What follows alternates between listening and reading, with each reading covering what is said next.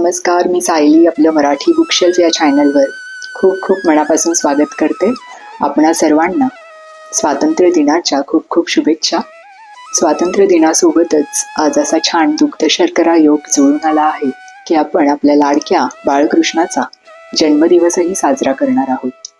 नेहमीच अच्युतम केशवम ऐकताना आठवते ती मीरा, ती राधा, ती यशोदा आणि तो लोण्याचा गोळा खाणारा माखनचोर आपला बाळकृष्ण, बासरी वाजवणारा कृष्ण आणि मीरेसाठी कायमच तिच्यासोबत असणारा, द्रौपदीचे रक्षण करणारा तो कृष्ण. त्याबरोबरच माझ्या वाचनात आलं दुर्गाबाई भागवतांची एक गोष्ट, जी खास फरमाईश म्हणून माझ्या बहिणीने मला पाठवली आहे आणि तिनं विशेष करून सांगितलं की आजच्या या विशेष भागात तू त्याचं वाचन करावं आणि तिनं ऐकावं अशी तिची इच्छा. चला तर तिची फरमाईश पुरी करूयात. दुर्गाबाई भागवतांचा हा छोटासा कृष्णासाठी लिहिलेला लेख वाचून. कृष्णा, तुला कसलं संबोधन लावायचं? तू आकाशासारखा वाटतोस मला. कृष्णा, तुला कसलं संबोधन लावायचं? तू आकाशासारखा वाटतोस मला. आकाश कसं सतत माथ्यावर असतं, आपण जिथं जाऊ तिथं सोबत करतं, पण त्याचा निळा रंग बोटावर नाही घेता येत. खरं म्हणजे तुझं नाव घेतल्यावर तू मानवी रूपात डोळ्यासमोर येतच नाहीस. आधी येते ती आकाशाची गडद निळाई आणि मग त्या मागोमाग लहरत येतं एक मोरपीस, तुझं मोरपीस. तुझ्या इतका मानवी जीवनात मिसळलेला कुठलाच देव नाही बघ.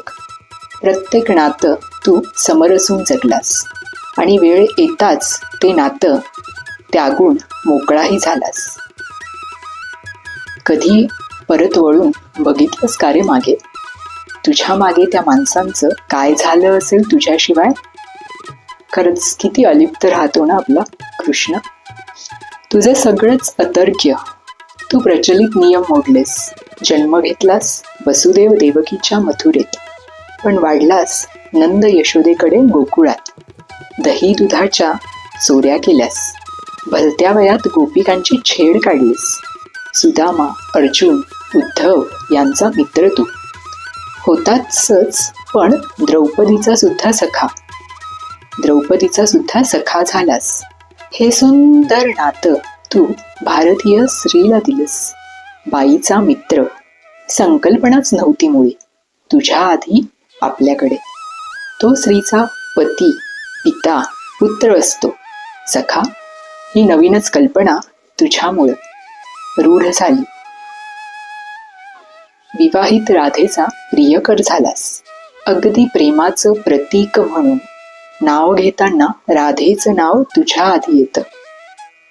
पुढे अष्टनायिकांचा पती झालास, तरी जरासंधाच्या तावडीतून सोडवलेल्या 16 सहस्र स्त्रियांना अभय दिलंस.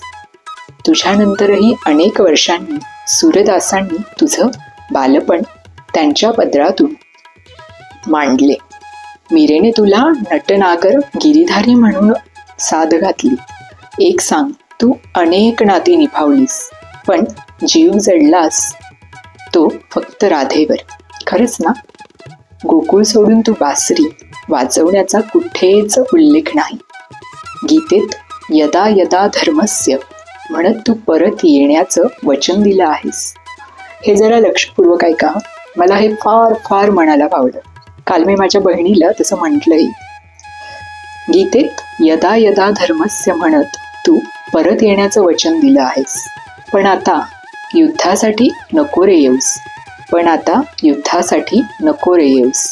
आम्ही माणसं म्हणजे एक एक बेट झालोय. यावर नात्यांचा पूल बांधायला ये. आणि हो, येताना रुक्मिणीला नाही आणलंस तरी चालेल, पण राधेला सोबत घेऊन ये. का? तर